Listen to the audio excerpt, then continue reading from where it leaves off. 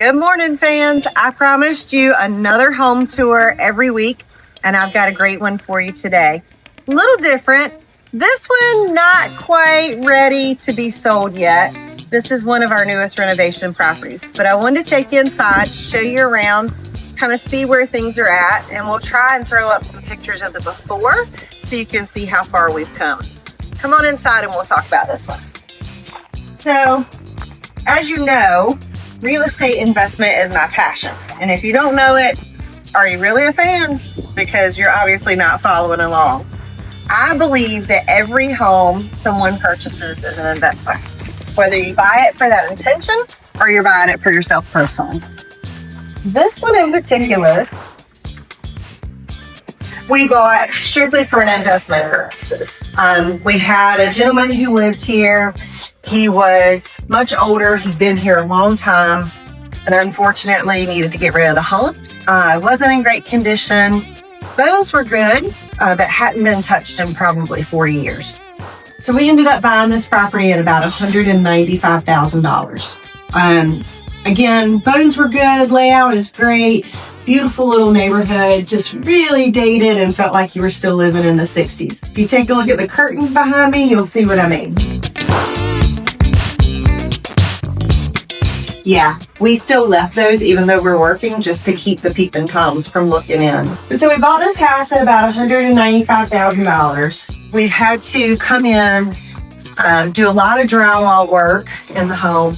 We've got to get it fully repainted, all new floors, and then we had some bigger projects. So years ago, kitchens were not as important as far as socializing. They were really meant just for people to come in and get their work done, late dinner, put it on the table, and you went outside into the other room to eat. Now we all want to socialize here and hang out. So this kitchen, when we bought it, was confined to this little space right here. That was it. A big fridge was here. This was all blocked off. You couldn't see anything else.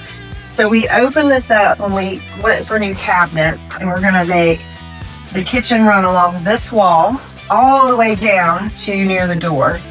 And then we're gonna still keep our refrigerator, another run of cabinets here and here. So you have like an island peninsula where you can sit, look into the kitchen. Whoever's working here can look out into the living room space. It's gonna be much more functional, but things like this take a little bit of time because we had to get electricians and plumbers over here.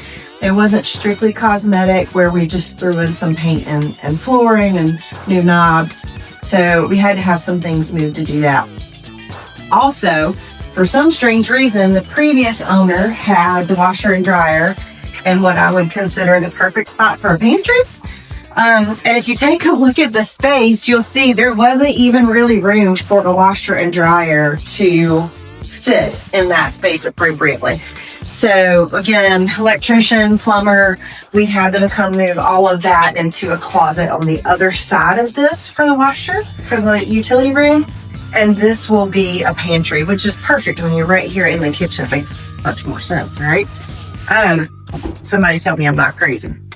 The other thing we're doing in this house is when we bought it, they had enclosed a garage years and years ago, which was great. But it was open, this room was open to that room. It's very long. It had strange half walls. It was not usable. We couldn't figure out how anybody would put the furniture in here at all. And so we decided to create two separate spaces. So we also had like this random half wall that went up this way. It had like some posts coming down that were not load bearing, a half wall. You walked in, it was like walking into the Brady Bunch house. Like those spindle things were in your face. You couldn't see the other room. So we've opened this up, but closed this off. So somebody has the formal living room, kids. If you work from home, if you have a husband that you're like, hey, go in the other room, you're bothering me. Mine's behind the camera at the moment. This would be his space, right? He'll be able to come in here, do his own thing. You got your fireplace, a little built-in area there. So we're not changing that. We're not taking out that character. And then, if you make it your husband's room, this is the new utility room. So you can also say, hey, go to your room, you bother me, and do some laundry while you're there. It'd be great. So it's kind of the gist of the home. We're also having a new screen porch put on the back. We've got 3 nice bedrooms, 2 beautiful bathrooms down this way. The total project and renovation in this one is going to run us about $40,000.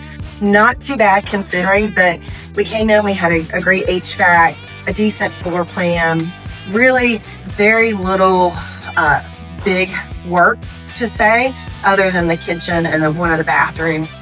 So we kept our budget down.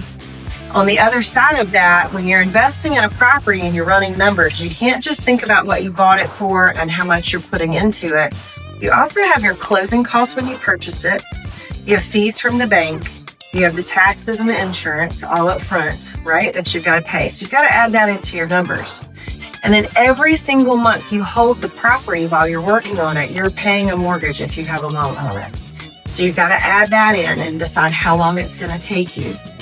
And then, still more, when you go to sell it and you list it, there are fees and compensation for the agents, possibly even closing costs for the buyer that you're going to have. So you have to add all of those things in. So this house started about $195,000, as we've said several times. We've got about $40,000 in the renovation, or should have at the end. We also have an additional somewhere around $30,000 in prepaid costs when we bought it, holding costs, and when we go to sell it. So we're all in at about $70,000. We should be able to list this at $330,000. So we should still be able to make about 50 to 60 grand on the property in the end. Not a bad deal. A little bit of work. Sometimes some sleepless nights, but it should turn out beautiful. Follow along for more of all of our renovation properties and gorgeous listings in Savannah.